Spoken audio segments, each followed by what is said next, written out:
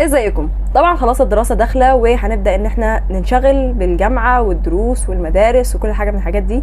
فانا جبت لكم طريقة تنظموا وترتبوا بيها وقتكم واولوياتكم بشكل جميل جدا.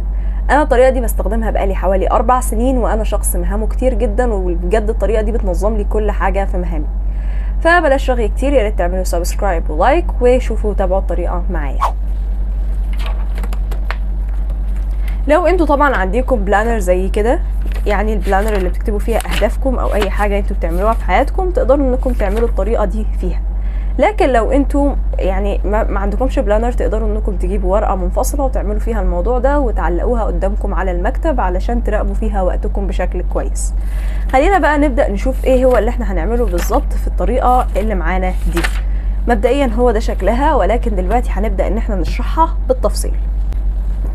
اول حاجه بنعملها ان احنا بنجيب الورقه بتاعتنا وبنبدا ان احنا نعملها بالشكل ده، وبنبدا نسطر التسطير اللي هتشوفوه دلوقتي ده. هنعمل سطر كده وسطر كده.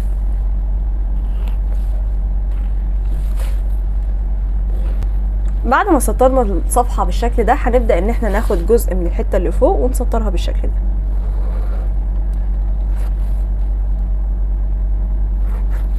وبعد كده هناخد جزء من الحته اللي هنا او الحته اللي هنا، بما ان هنعمله بالانجلش، بناخد منها بس يا دوبك الناحيه دي.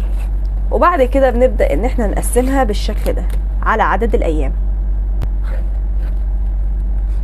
1 2 3 4 5.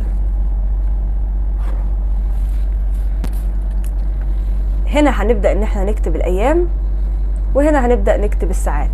وهوريكم الطريقه الصراحه اللي انا بحب اكتب بيها الساعات، هو ان انا ببدا باول ساعه هنام فيها وبعد كده بكمل. ليه؟ علشان يبقى ساعات النوم كلها في نفس الاتجاه بتاع الجدول، ما تكونش فيه اجزاء من هنا واجزاء من هنا. فبما ان انا هحاول ان شاء الله الفتره الجايه انام من الساعه 11، فهبدا ان انا اكتب من اول 11.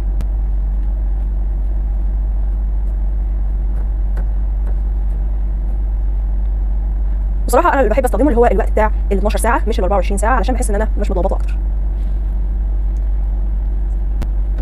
وبكده اكون خلاص قسمت عدد الساعات من اول الساعه 11 وادي هنا لحد الساعه 10 بالليل. هنبدا بعد كده ان احنا نقسم. مثلا انا هحاول ان انا انام من الساعه 11 لحد الساعه 8، فهبدا اسطر في كل الفتره دي اللي هي فتره النوم 9 مثلا لحد مثلا الساعه 1 هتكون فتره الكليه. بس قبل ما نكتب هنكتب هنا الايام: هكتب Sunday, Monday, Tuesday, Wednesday, Thursday, Friday, Saturday. فبما ان طبعا الكليه هتكون عندنا من اول يوم الحد لحد يوم الخميس، فهبدا ان انا اعلم من الساعه 9 للساعه 1 من يوم الحد ليوم الخميس.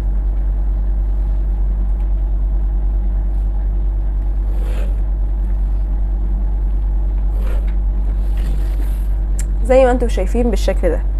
وبعد كده بقى بيبقى عندي ميعاد شغل مثلا من اول يوم الحد لحد يوم السبت، ما عدا يوم الجمعه بس اللي اجازه، فبرضه هبدا اعلم الموضوع ده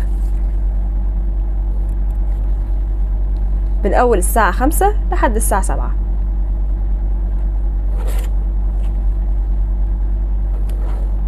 وكمان عندنا يوم السبت. وبعد كده بيكون عندي تدريب يوم الاثنين والاربع والجمعة، فهبدأ برضو احدد الحاجات دي دلوقتي من اول الساعة 7 لحد الساعة 10، فتقريبا كل الفترة دي. فلو جينا مثلا شفنا على النموذج اللي انا اصلا عاملاه كده علشان هيكون فيه الوان اكتر وهيكون احسن في الشكل، فهتقدروا انكم تفهموا عليه اكتر وتوزعوا حاجاتكم زي ما انتوا عايزين. زي ما احنا محددين هنا، ادي فترة النوم، ودي فترة الجامعة، ودي فترة الشغل اللي قلت لكم عليها، ودي فترة التدريب، وده جيم هنا وهنا جيم. وبعد كده وقت المذاكرة طبعا بعد ما خلاص بخلص المواعيد الثابته زي كل الحاجات اللي انا كاتباها دي، بتفضل معايا شويه حاجات زي مثلا التصوير، دي من الحاجات اللي مش ملهاش مواعيد ثابته. المذاكره، لو عايزه ارفه عن نفسي، لو عايزه اعمل عنايه شخصيه، كل الحاجات دي ما بتبقاش ليها وقت ثابت، فببدا ان انا اشوف ايه الاوقات اللي فضلت معايا علشان اقدر ان انا ابدا احط الحاجات دي. فهو ده الجدول اللي تقدروا انكم تعملوه، بجد هيساعدكم بشكل كبير جدا انكم تحاولوا انكم تطوروا من نفسكم وتحطوا حاجات زياده، وتلاقوا بجد ان عندكم وقت انكم تنجزوا حاجات اكتر. فجربوه وابعتوا لي صور اللي انتوا جربتوها على الانستجرام. بجد انا هاخد كل الصور واحطها عندي في الستوري على الانستجرام، فيا ريت تعملوه وتطبقوه وتبعتوه لي. ويا ريت تعملوا لي لايك للفيديو لو اللي استفدتوا منه، وكمان اعملوا لي فولو على الانستجرام وعلى التيك توك، فولو وسبسكرايب وكده والحاجات دي، علشان تشوفوا الفيديوز اللي جايه وتستفادوا منها. وبس كده عشان مطولش عليكم كتير. اشوفكم في فيديو جديد ونصيحه جديده. سلام.